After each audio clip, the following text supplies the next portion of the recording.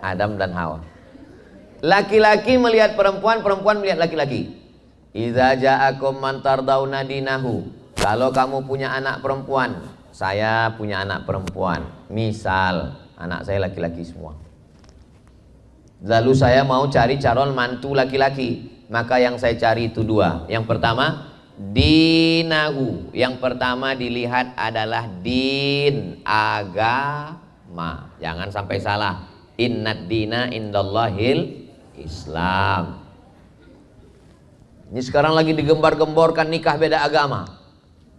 Sementara kalau dia punya akal, kalau dia mikir, coba lihat video-video pendek. Gimana kalau kambing jatuh cinta dengan ikan? Mau tinggal di mana? Kambing sama ikan aja bingung jatuh cinta. Ini antara tauhid dengan tidak tauhid. Nggak bisa. Berteman oke, satu sekolah oke, bertetangga oke. Tapi kalau sampai satu kasur dua mimpi, nggak bisa. Makanya kita tidak mau merusak agama orang. Orang juga tidak mau merusak agama kita. Wala ana abidum ma'abadtum wala antum abiduna ma'abud lakum dinukum. Untuk suami, untuk imam, syarat pertama adalah din, agama. Wa khuluqahu akhlak. Unik. Kok dibedakan antara agama dan akhlak? Karena ada orang yang taat beragama, sholatnya nggak tinggal, puasa sunatnya rajin, pergi umrohnya berkali-kali, tapi ngomongnya kasar.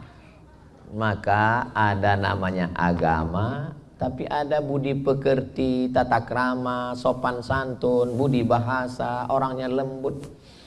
Saya kalau ngelihat suami kamu itu Masya Allah, orangnya rajin sholat, puasa sunatnya nggak tinggal, orangnya lembut, mukul nyamuk aja nggak mati. Saking lembutnya. Pingsan nyamuk. Kata nyamuknya, bisa lebih serius nggak? Nah, jadi seimbang. Tapi ada sebaliknya. Orangnya sopan, kalau ditanya nggak mau nunjuk pakai telunjuk, katanya kurang ajar. Di mana Jalan Sudirman? Di sana Pak. Tapi nggak sholat. Dengan Allah aja dia berani, apalagi dengan kamu. Asik. Nah, maka untuk melihat laki-laki ini, jangan hanya karena jauh berjalan banyak dilihat, lama hidup banyak dirasa, lama jadi ustad banyak yang curhat. Ustadz, dulu saya sangka kalau nikah sama dia saya bahagia, dia ASN, mobilnya bagus, rumahnya. Ternyata Pak Ustadz, gimana rasanya Bu? Dia nggak sholat Pak Ustadz. Terus gimana rasanya nikah sama orang nggak sholat? Rasanya seperti tidur sama babi hutan. Ini true story, ini kisah nyata ini. Cuman saya nggak boleh sebut nama, menjaga kode etik jurnalistik.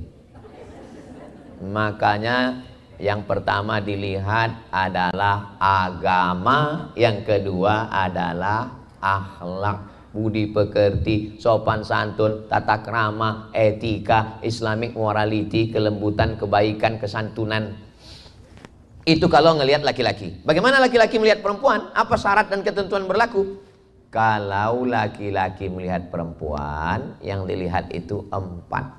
Tungkahul mar'atu li arba', perempuan itu dinikahi karena 4. Yang pertama, lima liha, karena dia kaya.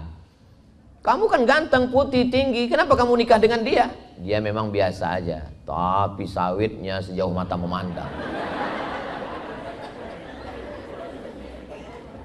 Kamu ganteng, handsome, muda, mata kebiru-biruan, kadang kemerahan, kulit putih, tinggi semampai.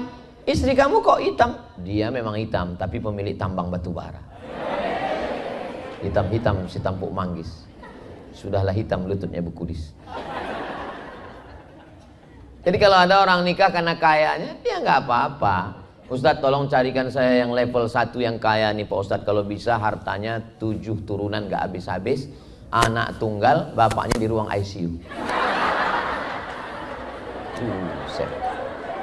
Ini permintaan yang luar biasa. 5 liha, karena dia kaya. Yang kedua, wali hasabiha, karena keturunan. Kamu orangnya ganteng, muda, kenapa nikah sama dia? Dia memang kelihatan biasa, tapi dia bangsawan. Kenapa? Bangsa yang hidup di awan. Ustaz tahu nggak darahnya? Darahnya apa? O, AB, A, tidak. Darah biru Pak Ustaz. Jangan nikah sama orang darah biru, susah donornya. Lima liha karena kaya, wali hasabiha karena keturunan, wali jamal, kalau nggak pakai alif jamal, onta. Wali jamaliha karena cantiknya. Menikah dengan perempuan karena cantiknya itu dibenarkan. Kenapa kamu nikah dengan dia? Ustadz nggak tahu. Itu dulu waktu masih gadis Ustadz, kalau dia minum kopi kelihatan. Bayangkan, mengalir saking putih. Skincare merek apa itu? Nah, jadi kalau ada orang menikah karena cantik, iya manusiawi. Makanya kalau ada orang ngomong, aku menikahimu bukan karena wajahmu, pret. Sudahlah, akhirlah sandiwara ini. Aku menikah bukan karena wajahnya, Pak Ustadz. Kalau memang betul kau nikah bukan karena wajah, nikahlah kau sama nenek-nenek. Dalam Islam, kita sebelum menikah itu memang disuruh ngelihat dua. Pertama telapak tangan, kedua wajah. Kenapa telapak tangan? Supaya kita siap menerima dia, apakah dia perempuan merdeka atau budak hamba sahaya. Karena kalau dia hamba sahaya, telapak tangannya kasar karena dia mau menumbuk tepung. Siap nggak nerima dia. Tapi kalau wajah juga begitu, karena banyak orang ketika dilihat dari jauh sayup-sayup saat matahari tenggelam. Masya Allah, pas didekati innalillah. Nah, jadi tapi coba lihat, lima liha karena hartanya, wali hasabiha karena nasab keturunannya, wali jamaliha karena cantiknya. Fazfar bidzatiddin, pandanglah karena agamanya. Taribat siadaka, tanganmu akan selamat. Kau nikah karena kayanya, hartanya akan hilang. Kau nikah karena sukunya, bangsanya, berapa banyak orang yang diusir dari bangsawannya, dicopot. Kau nikah karena rupanya, wajah berubah. Yang nggak berubah itu apa? Hati aku ke kamu. Semua berubah. Wanita itu kan seperti bunga, kuntum mekar, kembang harum wangi, kuncup dan layu. Kuntum mekar, harum wangi, semerbak, indah, cantik, kuning dan layu. Satu-satunya bunga yang tidak layu, bunga plastik. Mana bunga plastik tadi? Diangkat langsung. Makanya sekarang banyak suami yang nggak mau istrinya layu. Istrinya pun takut layu. Akhirnya operasi kresek. Hidung kresek, pipi kresek, dagu kresek. Yang normal-normal aja, yang wajar-wajar aja, nggak perlu berlebih-lebihan. Iya Ustadz, betul, kami nggak ada pakai operasi-operasi, biasa aja. Ibu kok tetap kelihatan cantik? Ini bekas wudhu. Nggak begitu juga. Memang kau sangka kau aja yang berwudhu, terus kami tayamum semua. Iya, kadang orang ini lebay juga. Yang biasa aja. Fasfar bizatiddin, pandanglah karena agamanya. Taribat siadaka. Tapi ini bahan yang Ustaz sampaikan ini kayaknya untuk orang yang belum nikah, lagi nyari calon. Terus bagi kami yang udah nih gimana Pak Ustadz? Ya jaga-jaga aja lah. Nggak ada yang tidak baik, semuanya baik-baik semua insya Allah. Ibarat punya rumah, tinggal jaga. Ya Pak Ustadz, tapi dindingnya keropos, pakai dempul. Perbaiki. Yang namanya sebelum menikah itu pasti melihat kelebihan, lebih cantik, lebih putih, lebih tinggi, lebih ganteng, lebih mancung. Tapi setelah menikah yang nampak kekurangannya. Yang nampak lebih juga, lebih hitam, lebih pesek. Makanya muncullah kata pepatah, hijau rumput di rumah, lebih hijau rumput sintetis. Orang tetangga sekarang pakai sintetis semua. Yang pertama, tauhidnya luruskan tentang masalah pernikahan. Semua berawal dari kesalahan tauhid. Yang kedua adalah tetap ada usaha dan ikhtiar, syarat dan ketentuan berlaku. Jangan mentang-mentang udah ikut kajian live series marriage live series, lalu semangat petantang petenteng langsung ke rumah calon perempuan. Bapak, saya tidak ingin hubungan kita hanya tetangga, mau lebih dekat daripada itu.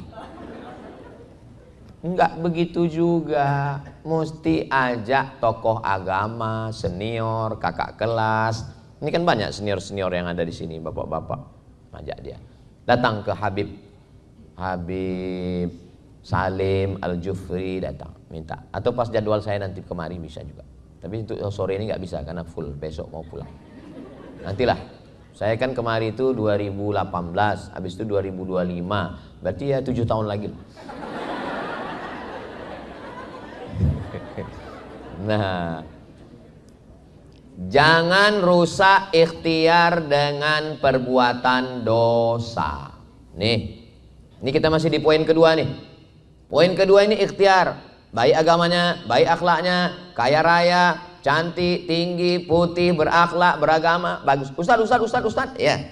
Kata Ustad dulu kalau mau cari istri itu yang cantik, yang tinggi semampai, kaya raya, yang bangsawan, yang bagus rupa, yang taat beragama. Betul. Boleh Ustaz carikan yang ada 4-4-nya nggak? Kalau ada 4-4-nya ngapain ku kasih ke kamu? Iya kan? Logika, logis aja.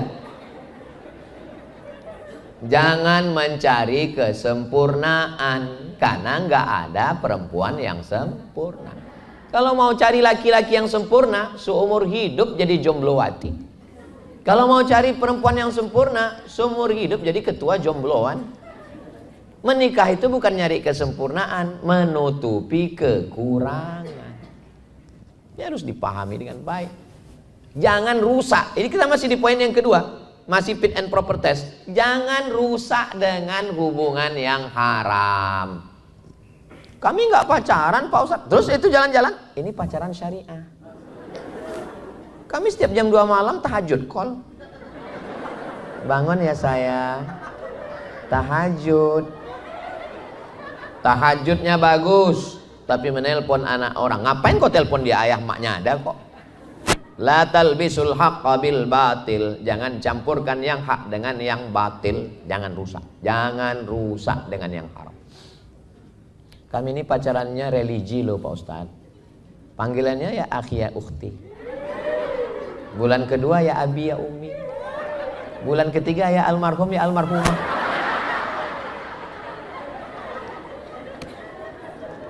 Setan tidak pernah ngajak berzina.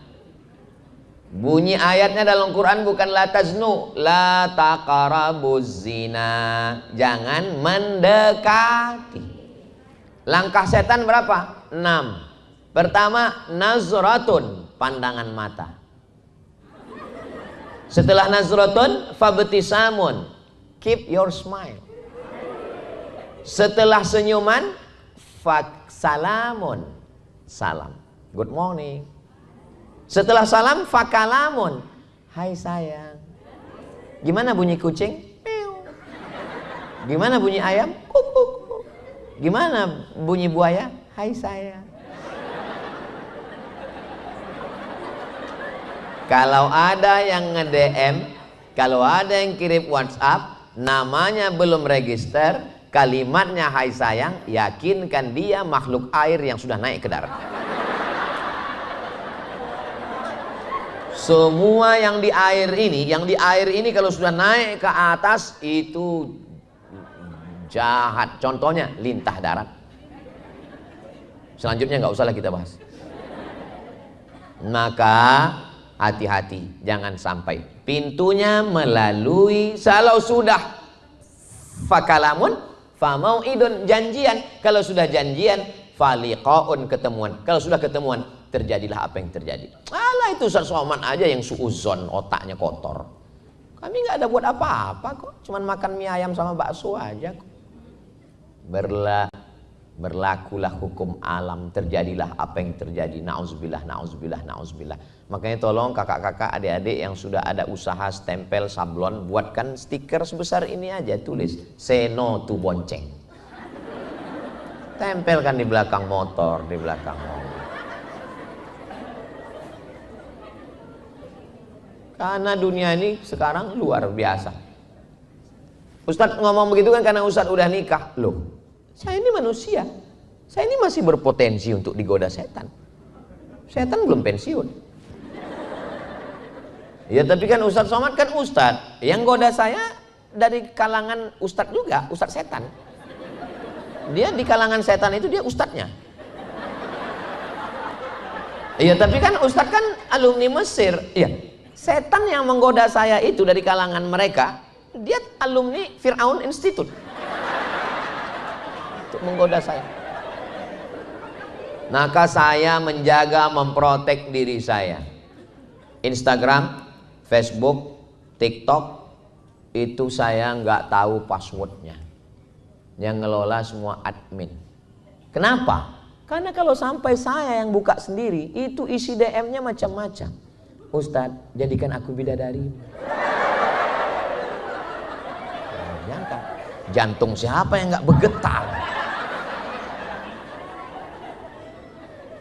Kalau datang WA yang namanya nggak ada, tiba-tiba nanya konsultasi agama, saya lihat dulu gambarnya, gambar perempuan, langsung saya screenshot, langsung ke tim jawab pertanyaan, jawaban suara saya pakai voicemail, kirimkan ke dia. Kenapa? Karena kalau sampai saya berhubungan langsung dengan dia, bahaya. Bahaya. Oleh sebab itu maka kita jaga diri kita.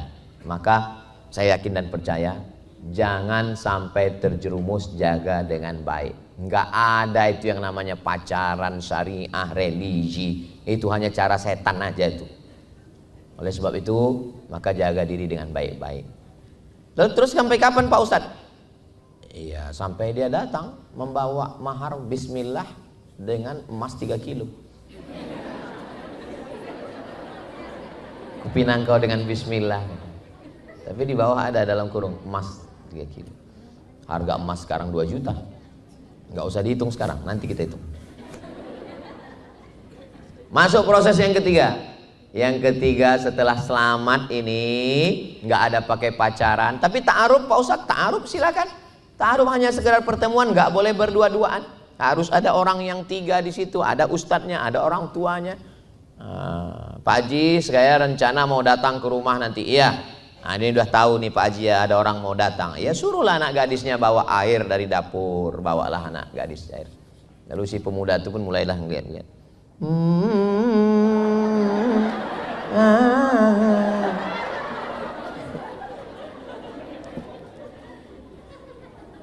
Setelah itu barulah dia mengatakan setuju atau enggak. Kalau perempuan ditanya dia diam. As-sukutu alamatur ridha, diam tanda setuju. Gimana tadi anak muda yang datang mau minum teh tadi siang, gimana perasaanmu? Dia diam. Itu kalau diam itu tandanya setuju. Begitu dalam hadis Nabi. Zaman dulu. Zaman sekarang kalau ditanya mau nggak sama dia, mau jawab iya aja atau iya banget ya. Kalau dia memang belum ada di pinang orang, dia tidak ada dalam ikatan, jangan menikahi orang yang sudah dipinang orang lain. Haram hukumnya, karena nanti akan merusak persaudaraan. Sebagai seorang ayah, sebagai seorang wali juga nggak boleh. Saya mau minang anak bapak, berapa kau berani? Ya insya Allah maharnya 100 juta pak. Oke, yang lama saya batalkan. Gak bisa begitu, tunggu janjinya sampai selesai. Mohon maaf, anak saya ini udah dipinang orang. Tanggal berapa kira-kira pak? Ya insya Allah kata dia tanggal 1 Mei. Maksudnya maybe yes, maybe no. Nah kalau begitu tanggal 2 Mei saya datang ya pak. Iya. Jangan sampai menanamkan permusuhan. Kalau bisa jangan ada yang tersakiti, jangan ada yang teraniaya, jangan ada yang terzolimi. Dan jadi perempuan pun jangan PHP, pemberi harapan palsu. Senyum bagus, tapi semua orang disenyumi itu masalah. Laki-laki ini nggak bisa disenyumi. Laki-laki ini kalau kita senyum, disangkanya kau mau sama dia. Makanya kalau ada orang lihat, apa tidak lihat?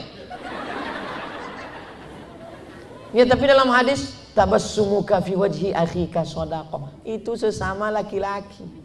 Zaman sekarang laki-laki pun takut senyum. Laki-laki pun suka juga. Nauzubillah, nauzubillah, nauzubillah. Nah maka selamatkan hubungan ini, jangan sampai rusak, jangan macam-macam, jangan sampai Ustadz aja yang pikiran macam-macam. Dia udah macam abang saya kok, dia udah macam kakak saya, dia udah macam paman saya. Berawal dari macam, berakhir dengan macam-macam. Waspadalah. Kejahatan terjadi bukan karena ada niat dari pelakunya, tapi karena banyak WhatsApp. Setelah hubungan ini dijaga dengan baik, yakini takdir Allah Subhanahu wa taala, dijaga dengan baik. Fa idza azamta, kalau kau sudah azam tekad, fatawakkal 'alallah, bertawakkallah kepada Allah. Bismillahi tawakkaltu 'alallah, la haula wala quwata illa billah. Masuk episode yang ketiga, menikah. Laki-laki dengan perempuan, dari mulai struktur tubuhnya, dari mulai cara pikirnya berbeda. Makanya banyak laki-laki yang terkaget-kaget. Laki-laki kalau pikirannya itu ada ngomong 100, yang keluar 10. Yang 90 dia tahan. Kalau perempuan yang keluar 150. Makanya kalau laki-laki paham, dia nggak perlu mengeluh. Dia tinggal diam aja. Kenapa? Karena dia udah paham. Kamu udah dikasih Ustaz Somad. Kemarin kan udah dikasih tahu bahwa kalau ada 100 yang keluar 150. Ya nikmati aja sandiwara radio ini. Dah, dengarkan dengan baik, jadilah pendengar yang baik. Setelah itu tanya, ada yang mau disampaikan lagi?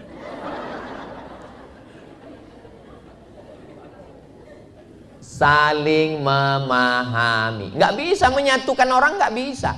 Gimana kita mau merubah laki-laki jadi perempuan, perempuan jadi laki-laki? Nggak bisa. Kalau ada seorang laki-laki mau merubah istrinya seperti dia, itu berarti dia ingin merubah istrinya jadi laki-laki. Biarkanlah dia tetap jadi perempuan dan kau tetap jadi laki-laki. Biarkan dia ngomong, biarkan. Laki-laki kalau ngomong, dia mau mencari solusi. Perempuan kalau ngomong, dia nggak mau cari solusi, dia memang hobi aja. Ya biarkan aja dia ngomong. Nah, itu. Jadi maka perlu memahami. Tapi jangan gara-gara ini adik-adik yang belum nikah jadi ketakutan. Yang penting kita memahami orang lain. Begitu juga dengan perempuan. Perempuan kalau dia melihat laki-laki, dia juga mesti paham. Laki-laki ini nggak banyak ngomong, jadi dia nggak perlu maksa ngomong. Kamu dari tadi aku ngomong kok diam terus sih? Habis itu kita ngomong. Terus laki-laki kalau ngomong, kamu kok kayak perempuan? Kamu laki-laki apa perempuan? Memang laki-laki ini dari kecil selalu kena salah. Waktu kecil disalahkan ibu, di sekolah disalahkan guru, di kantor disalahkan atasan, sudah menikah disalahkan istri. Saya sebenarnya menyuarakan laki-laki yang teraniaya.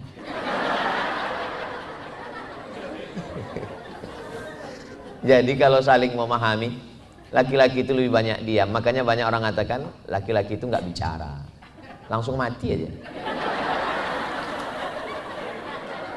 Angka kematian, tanya ke lembaga survei. Sekarang perempuan banyak yang bisa lanjut usia sampai tua, tapi laki-laki jantung koroner, diabetes meletus, asam urat, asam lambung, macam-macam. Kenapa? Karena dia nggak ngomong. Dia tahan, dia tahan. Coba nanti ibu perhatikan. Coba perhatikan nanti ke suami kalau pulang, itu dia nggak langsung masuk ke rumah. Dia pasti nongkrong dulu di depan. Kalau dia ngerokok dulu. Dia sedang apa? Dia sedang menyusun kekuatan. Dia tarik nafas. Karena yang di kantor, yang di luar itu jihadnya biasa aja. Tapi di dalam ini dia akan berjihad lagi. Cuman orang kadang nggak ngerti. Dia anggap laki-laki enak ya jadi laki-laki. Laki-laki ini nggak mengandung, laki-laki nggak melahirkan. Iya, tapi mengandung itu kan paling setahun sekali. Melahirkan itu kan paling cepatnya setahun setengah sekali. Tapi beban laki-laki tiap hari. Tapi bagi laki-laki yang ngerti, dia paham bahwa orang ini sayang ke saya. Perempuan yang begitu tuh dia bukan benci, dia sayang, cuman mengekspresikannya ya begitu. Saya lihat yang lajang ada agak-agak kecemasan ini. Kalian jangan cemas. Biasa aja. Itu. Jadi kalau kalian udah paham, nanti mungkin sekarang belum, nanti pas kalian udah nikah, baru kalian nyambung. Oh, kalian nggak usah komen. Kalian udah bisa bilang, oh itu udah alhamdulillah udah. Oh, asal udah mantap tuh udah. Ini ternyata yang diomongin Ustaz Somad kemarin. Perempuan sama laki-laki belanja. Kalau laki-laki rutenya, dia mau beli apa? Dia mau beli teh botol. Dia masuk, dia beli teh botol, dia bayar, dia pulang. Kalau perempuan enggak, dia mutar ke sana kemari, ke sana kemari. Habis itu dia pulang, terus dia ngomong, aku lupa tadi mau beli apa. Antum mesti paham itu. Tapi karena antum sudah ngerti dari awal, antum sudah ngerti rutenya, antum paham, sehingga antum tidak latah untuk ikut ke dalam. Papa di sini aja ya, yang. Emang tahu karena rutenya nggak jelas ini. Dan begitu dia pulang, nanti antum tinggal tanya, teh botolnya udah apa belum? Kenapa? Karena ngerti. Jadi nikah itu sebetulnya pengertian. Keywordnya itu ngerti. Kalau nggak ngerti, kalau dia lagi ngomong gimana Pak Ustadz? Saya orangnya nggak ngomong. Ya, namanya orang ngomong, ya tinggal respon nganggo. Iya, iya, iya. Apa susahnya bilang iya? Tapi kalau kamu nggak ngerti, itu jadi beban. Kamu tinggal memberikan respon iya, iya. Sekali-sekali senyum nggak apa-apa. Hehe. Udah aman. Nggak ada yang perlu dirisaukan. Perlunya memahami pasangan. Laki-laki memahami perempuan, perempuan memahami laki-laki. Kenapa? Karena memang mereka berbeda. Kenapa sekarang banyak laki-laki nauzubillah, nauzubillah, nauzubillah malah menikah sesama laki-laki? Kenapa? Karena dia anggap perempuan tidak bisa, dia nggak bisa memahami aku.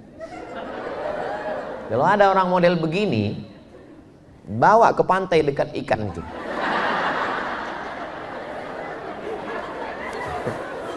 Saudara yang dimuliakan Allah Subhanahu wa taala, memahami.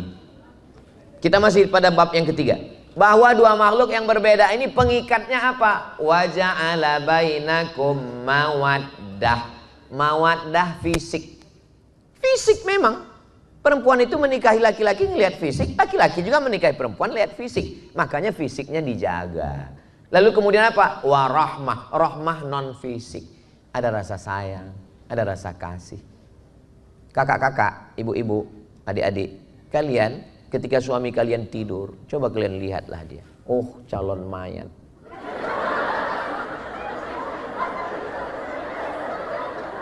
Oh, big baby. Laki-laki itu bayi yang besar, bayi yang mau dimanja, yang dialihkan hak asuhnya dari ibu kandungnya ke kamu.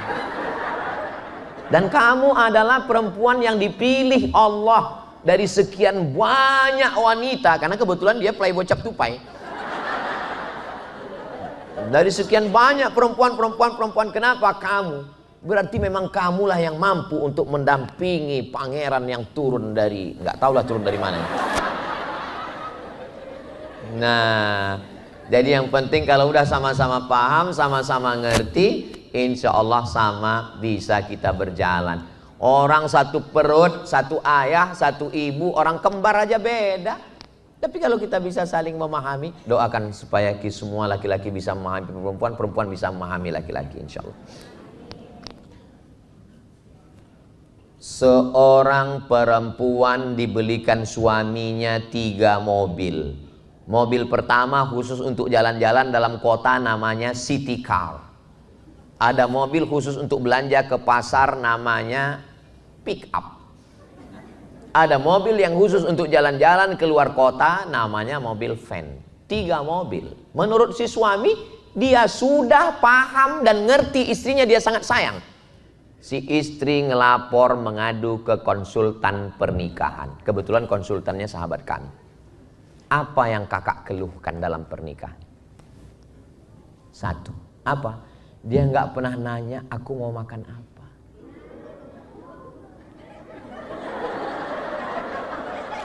Pusing kalian kan? Dia nggak pernah nanya mau makan apa. Kita malam ini di rumah makan mana, mau makan apa. Menurut si suami, makanan yang paling enak adalah rumah makan ini. Sekali duduk 2 juta. Nggak dimakan, hanya dihirup aja. Ketika dia sedang mencari perhatian siapa yang nanya dia mau makan apa, makan di mana, tiba-tiba datang WA dari negeri antah berantah. Kamu masih suka makan yang dulu? Terbang 3 mobil itu. Gara-gara semangkok makanan. Makanya laki-laki mesti ngerti nanya. Kamu mau makan apa? Aku mau makan bubur. Bubur ayam, bubur kacang hijau, apa bubur ini? Aku mau bubur ini. Bubur yang manis apa yang asin? Apa yang manis? Yang manis banget atau manis seperti aku? Nah. Seorang perempuan menggugat suami hanya karena apa? Hanya karena suami suka nonton drama Cina. Padahal rumah cukup, mobil cukup, semua cukup. Tapi